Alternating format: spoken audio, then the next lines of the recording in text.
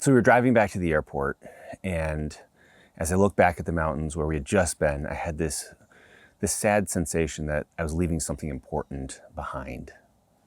Hi, if you're new here, my name's Matt. I'm a practicing emergency physician. I'm a husband, I'm a father, and this channel is all about life in emergency medicine and how emergency medicine has taught me a lot of things about pursuing excellence both professionally and at home. So our family recently got home from our summer vacation. We try to take a couple big trips a year to get out of our normal routine, to see some fun things, and just to enjoy and experience some time together as a family.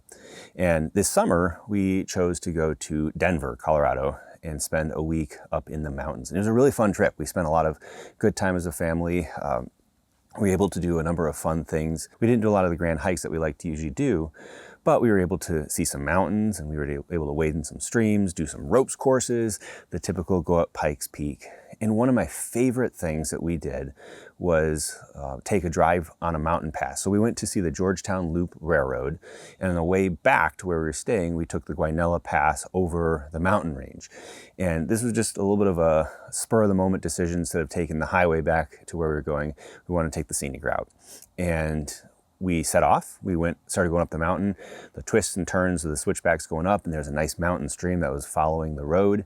And we'd go through these pine forests, and then it opened up into a little meadow, and then back into the pine forest as we ascended up to a little over 11,000 feet. And once we got to the crest, or the peak of the pass, we were really right at that tree line where the trees started thinning out and we started getting into the tundra ecosystem of the mountains. It was really quite serene and peaceful to be up there. We pulled off the road and just took it all in, right? We walked a little bit away from the car and just took in the vast landscape that was Mount Bierstadt in our foreground, and then all the other mountains of the Rocky Mountain West that were before us. And so that was a lot of fun. And we all got back in the car, drove back over the crest of the pass, back down the mountain to where we were staying. And it was really one of the highlights of the trip. But one of the things that I was thinking of while on the trip is just the balance of work and life and priorities. When you get away, you're able to see your life and see things from a little bit of perspective, right? You get that altitude, as it were, where it allows you to see the landscape below.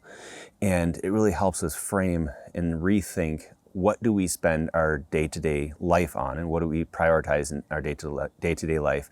And are the things that we actually do consistent with the things that we want to do or the priorities that we have? And so there are two things that I've come away from this trip thinking, right? And rather than sharing with you, a lot about the trip and kind of what we did as a vacation, but I wanted to share with you two specific things that I was thinking about, and two lessons that I took away from this trip into the mountains. And these two things are, number one, know your priorities and prioritize your life accordingly, or know your priorities and orient around those, right? And the second one we'll get to is make seasons for rest, right? But the first one, priorities. So while I was there, I had the rather unexpected but delightful opportunity to reconnect with an old friend that I knew many, many years ago. And we haven't really stayed in touch in the intervening time. And so it was just a surprise and just a joy to get reconnected with him. And as we talked, the conversation naturally went from what we do to what we prioritize. And it was really encouraging and inspiring and helpful is to hear his priority towards family. Right? He was talking about how work was something he does, right? But his family is really his priority. And I know one of the challenges, particularly in medicine, is learning to understand and find that balance between the priorities of work and the priorities of family life and home life.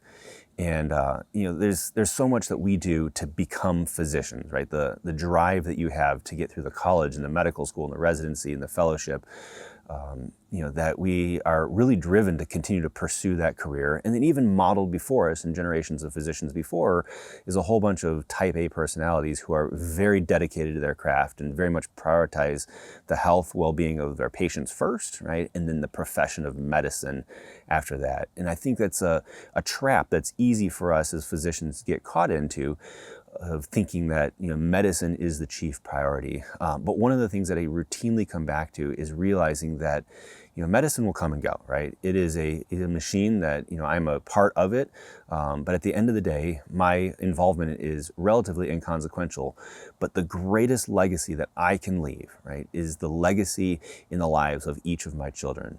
When I'm gone, right, the biggest impact that I'll have in this life is in the memory, in the lessons that I impart on my kids as they continue to carry the baton forward from me. And so it was really helpful to hear from my buddy just his priority towards family, and reminded me that this also needs to be my priority as I move forward, as I get back into the normal, frenetic, hectic pace of life. I need to, yes, be present in my job, and yes, do my job with the best that I can, with the most excellence that I can bring to it. But remember that that is a part of my life, not the part of my life, and that when I come home, that's my primary job, and that's where I need to be leaning into. And the second lesson that I took away from this trip is centering around the idea of rest, making room for rest. And vacations are a great opportunity to really carve out time away from just our normal routine, right? The normal things that beat us down, that really make us tired, and give us an opportunity to rest up, right? So that we can then come back and run. One of the things that my parents always said growing up, or one of the phrases that we had as a family, is rest so that you may run. And this is really centered around the idea that we are built around seasons of rest, right? We are not made for constant, perpetual work without rest. We are amazing creatures, but at the end of the day, we are not machines, right? We need to have those times where we can rest and recover. And one of the easiest things to do, particularly in medicine, is to be overwhelmed by the crushing weight of responsibilities. Again, we're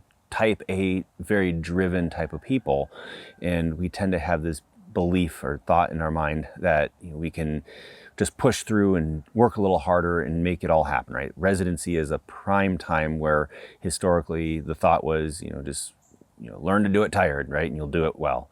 And what we've realized over the years is that's maybe not the greatest solution, right? There's certainly an opportunity to work hard, right? There's certainly an opportunity to push ourselves beyond our perceived limits. I definitely had seasons in my career where this has been done better than others.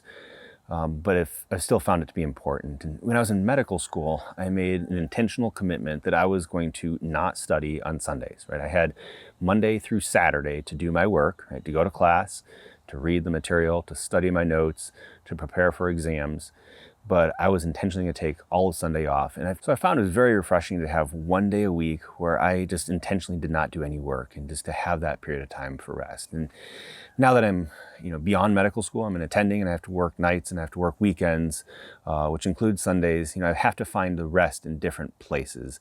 But the principle is still the same. It's important to step away from the work, right, and have those seasons of rest so that you can come back and be refreshed when you do. So we've been back for a couple weeks now. We've definitely gotten back into the frenetic pace of our normal day-to-day life with work and with school and activities and things like that. But these are two lessons that I've been trying to continue to ponder as I get back into the normal fray. And so as we were driving away from the mountains, I had this sense of melancholy, that this sense of peace, this sense of clarity, this sense of priority and perspectives was something that I was leaving behind, right? And I know that just transporting my geography is not the thing that makes it different. But one of the lessons that I've taken away as a result is just to really continue to remember what it was like to be in the mountains, to think about the prioritization of things, to think about getting rest as I get back into the frenetic and day-to-day activities of my normal life. So I hope this material was helpful for you. If you want to see this in written form, I have a blog post over at excellentphysician.com where I talk about this topic. If you enjoyed the material, definitely comment below. Tell me what you think, what are priorities for you. Be sure to hit that subscribe button, hit that like button. It really helps us out. And I'll look forward to seeing you guys in the next video. Thanks, guys. Bye.